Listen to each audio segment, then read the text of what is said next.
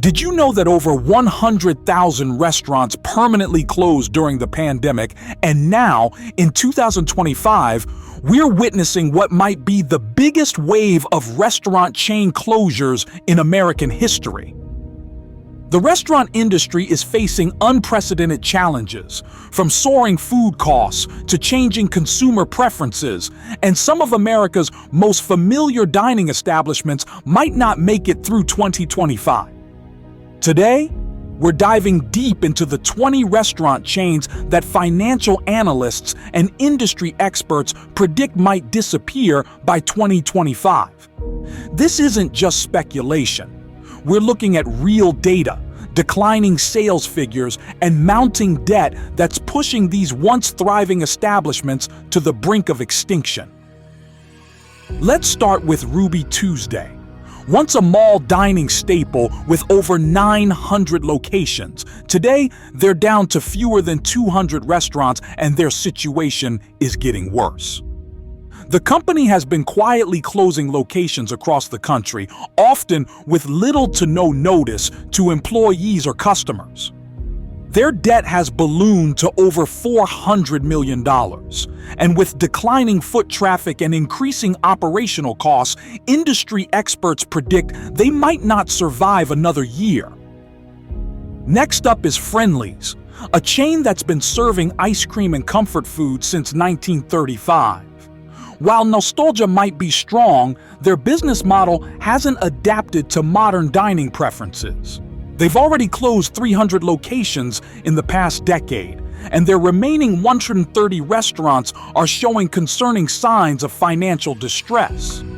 Their parent company recently reported a 25% decline in same-store sales, suggesting the end might be near for this American classic.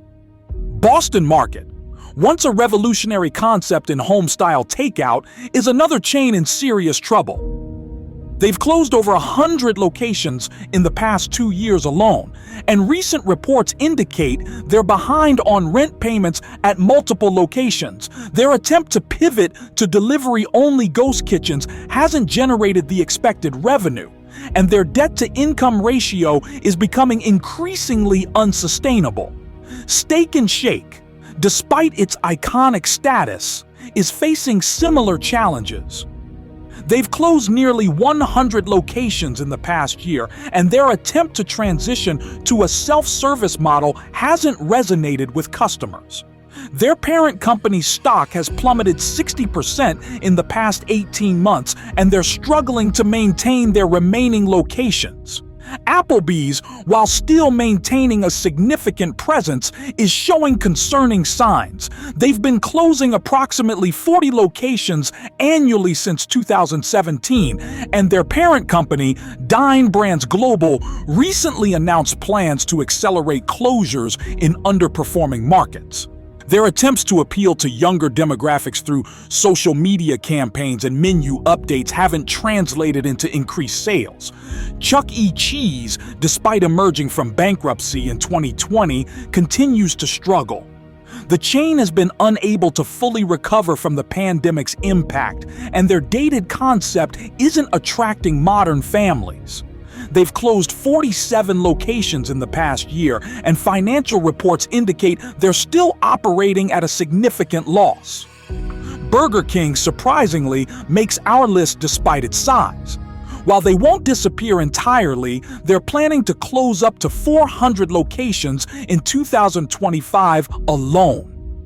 Their parent company, Restaurant Brands International, has admitted that nearly 900 locations are underperforming, and many franchisees are struggling with profitability. Red Robin has been grappling with declining sales and mounting debt. They've closed 10% of their locations in the past 2 years, and their stock has lost over 70% of its value since 2019. Their attempt to introduce a new concept focusing on delivery and takeout hasn't gained traction. TGI Fridays recently announced the closure of 36 locations in early 2024, representing about 10% of their U.S. presence. Their sales have been declining steadily since 2019, and they're struggling to maintain relevance in a market increasingly dominated by fast casual dining options. Golden Corral, once the king of buffet dining, has been hit particularly hard. They've closed over 200 locations since 2020, and their business model faces significant challenges in a post-pandemic world.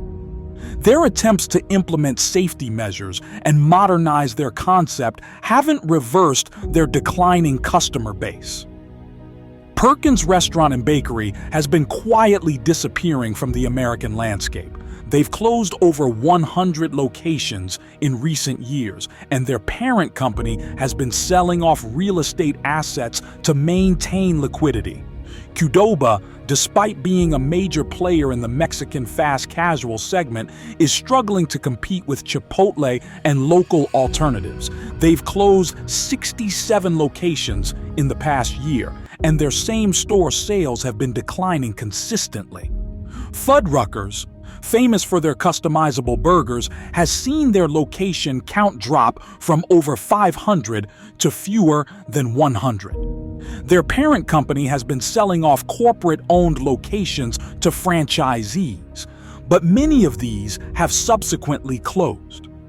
Marie Callender's has already closed most of their locations, and the remaining restaurants are showing signs of distress. Their frozen food division might survive, but the restaurant chain appears to be in its final stages. Hometown Buffet and Old Country Buffet, both owned by the same parent company, have been closing locations rapidly. The buffet model faces significant challenges in today's market, and these chains haven't successfully adapted. Bennigan's has been trying to make a comeback since their 2008 bankruptcy, but their location count continues to shrink. They're down to fewer than 15 locations, and their revival attempts haven't gained significant traction. Crystal, a southern fast food chain, has been closing locations and filed for bankruptcy in 2020.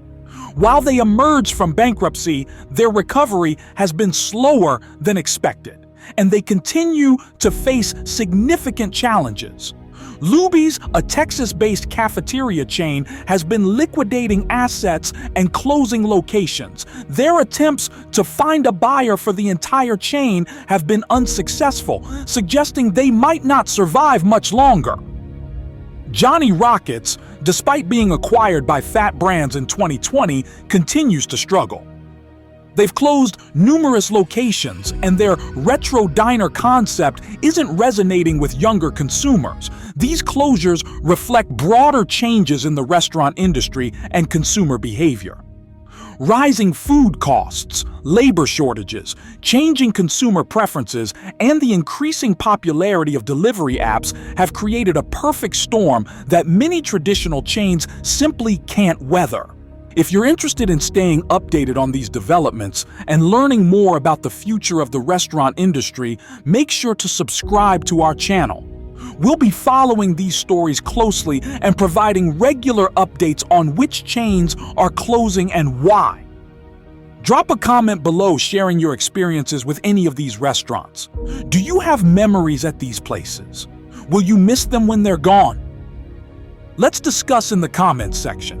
Remember to hit that notification bell to stay informed about the latest developments in the business world. Thanks for watching, and we'll see you in the next video.